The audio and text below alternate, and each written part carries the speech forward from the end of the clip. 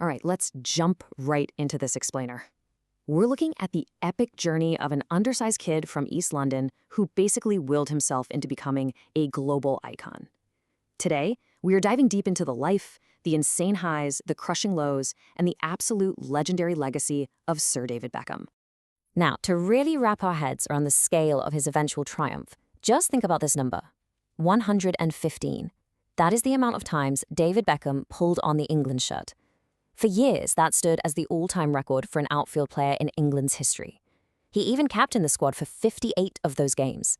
But, to understand how he reached that massive summit, we actually need to rewind all the way back to the start. Part 1, The Boy from East London.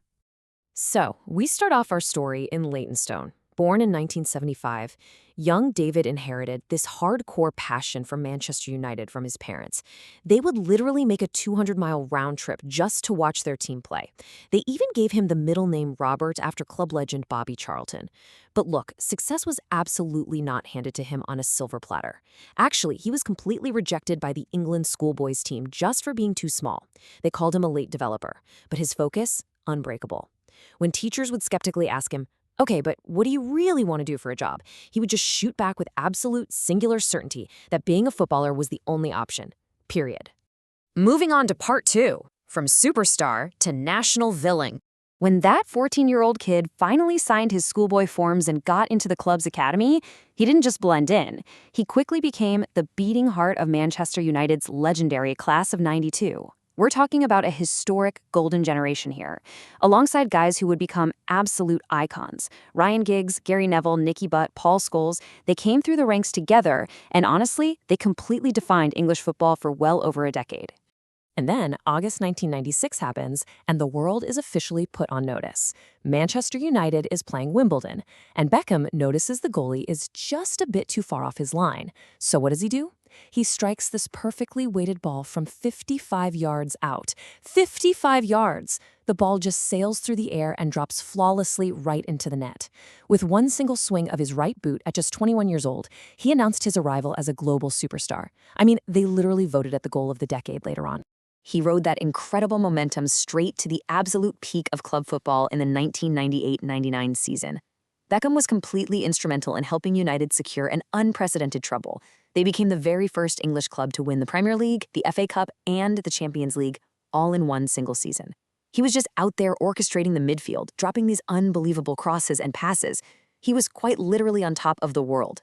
But, every hero's journey has that moment where everything falls apart.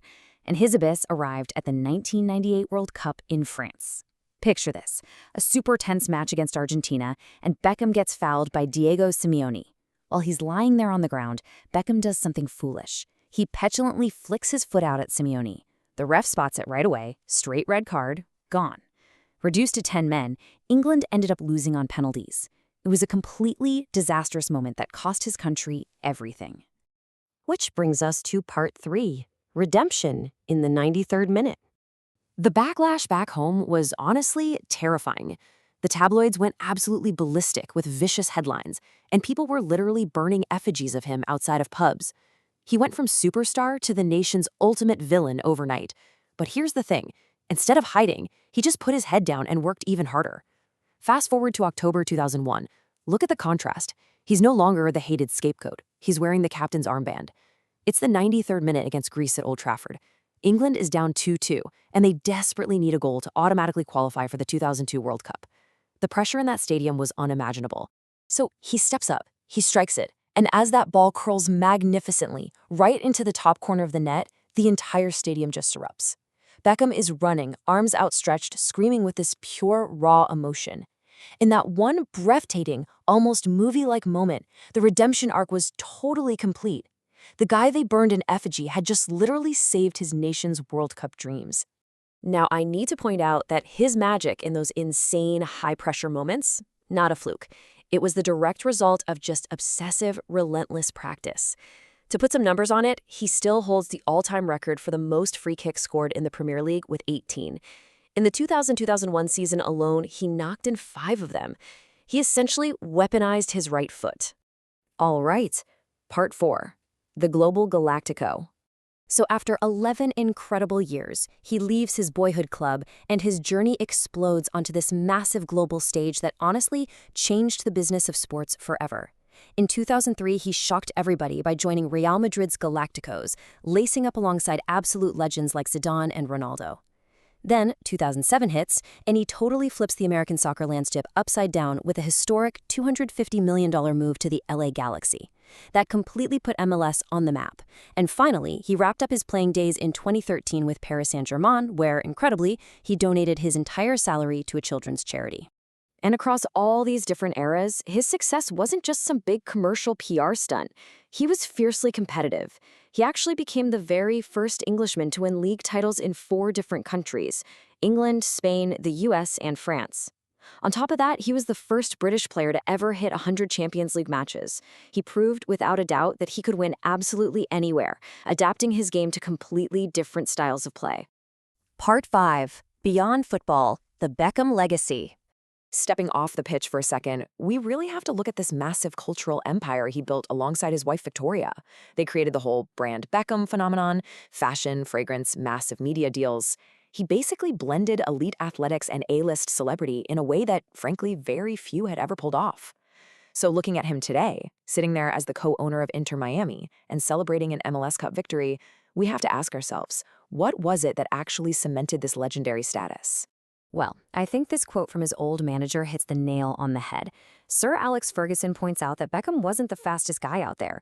He wasn't even the most naturally gifted player on the team. But his work ethic, it was unmatched. That is what separated him from everyone else. He squeezed out every single ounce of potential he had just through sheer, unrelenting dedication to his craft. And that brings us to the ultimate, perfect bookend to this whole story. In late 2025, that same undersized kid who got rejected by the England schoolboys found himself at Windsor Castle. He was awarded a knighthood by King Charles III for his massive contributions to football and to British society, becoming officially Sir David Beckham, with Victoria as Lady Beckham. It's wild, literally going from a council estate in East London all the way to the highest honors of the British establishment. Which leaves us with a final question to chew on. When you look at the entire journey of Sir David Beckham, what is it that truly defines greatness? Is it just that raw, God-given talent you happen to be born with? Or is it that relentless, redeeming work ethic that you choose to show the world, especially after you've hit rock bottom? Something to think about as you process the explainer we've just walked through today. Thanks so much for hanging out with me on this deep dive, and as always, keep learning.